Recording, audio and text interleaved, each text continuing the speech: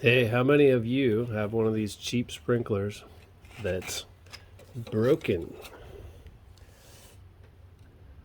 Probably millions. Now, they're cheap for a reason, because they're cheap and they're made cheap. This one is basically 2 years old, and we've been pretty gentle with it, but now it's broken. So let me show you how to fix it. It's very simple. This one is from 2015.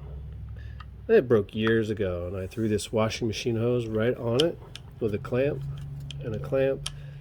a female hose end, and you're fixed. So you can go from this, see that nice end on there, perfectly receives a hose and a clamp. Why they make that end so much stronger? Anyways, some other sprinkler problems you may have is this end. On my new one, it was unscrewing. The water pressure was just unscrewing it. Anyways, I tightened it so tight it won't come out. But this one started leaking, so I put some engine RTV blue on it. And at one point, it got broken and put a little splint on it, glued it back together. It's been on there so long. These hose clamps are brittle and they just broke.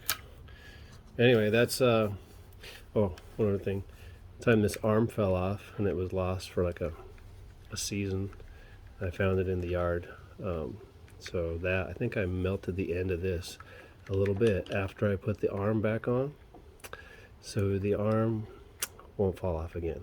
Anyways, that's all I got for sprinkler fixes.